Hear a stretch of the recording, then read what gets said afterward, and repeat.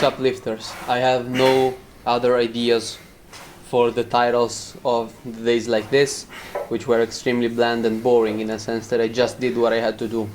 What I want to say, however, is that every day that passes and every time I rewatch something about, I don't know, maybe I basically lately I've been watching a lot of IQ moments, a lot of the best dialogues. I'm basically even thinking about rereading the manga, and the more I watch it, the more I read it, the more I feel for that.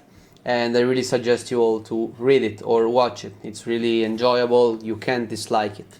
And trust me, it will give you goosebumps and it will make you motivated to do pretty much anything and everything actually. So the session went well. Again, nothing special.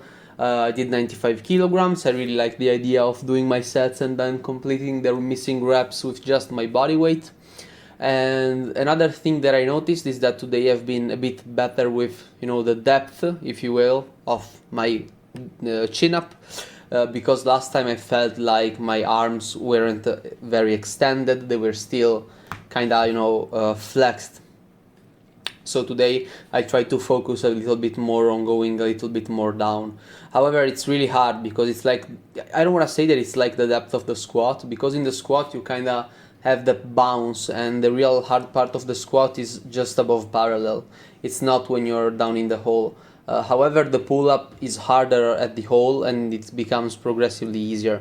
So I shouldn't really be willing to basically dodge the hardest part of the movement. So that is something that I need to keep in mind. Also today I wanted to do normal pull-ups instead of chin-ups because I haven't done pull-ups in a while, since my last pull day was the day in which I was extremely busy and tired and I just deadlifted. I did nothing else. So hopefully this Saturday I will be able to do everything. And I will be training in the morning since I will be out at lunch with my friends in theory. Then I did everything on the wall. Again, I have a very nice feeling. I really like doing all of this stuff at the wall, and you can also see my elbow and how stable it is, and that really shows how much it is actually isolating everything. Also remind to keep 3 points which are standing over the wall, which is something that I missed, which are head, shoulders and butt. Keep all of them stuck to the wall, because even the head can actually help you. I know it sounds crazy, but I did another set lately and I felt like that when my head was pinned against the wall I was even weaker. So also do that.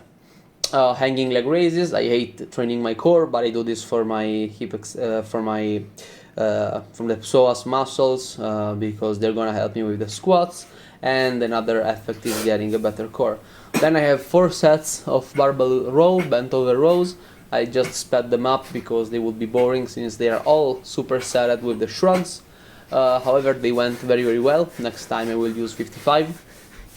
I will see how I will perform in the pendlay rows this Saturday, and I might actually bump the weight up even in those, since in theory pendlay rows should be easier.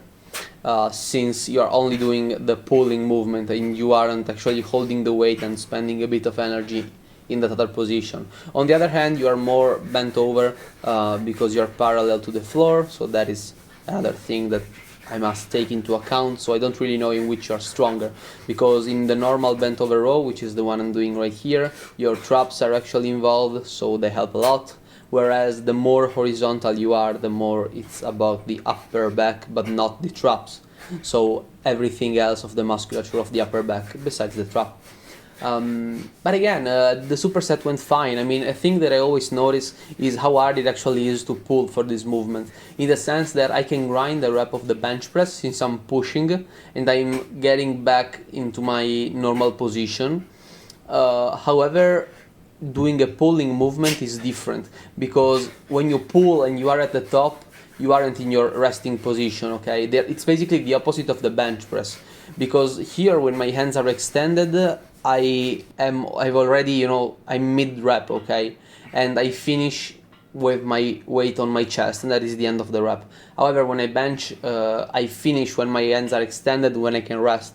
However, there is no rest in the bent over row, and that kind of, throws me off. And that is why I feel like that I need to pull with more, it's not like a continuous, you aren't continuously spending force in order to pull the object, but I feel like I'm just using a very big amount of force and then just basically bringing the weight up by inertia, you know, because I don't know, let's say that the weight is 50, I give a big pull of like 90 kilograms, so the weight moves and the rest of the 40 kilograms are just movement of the bar.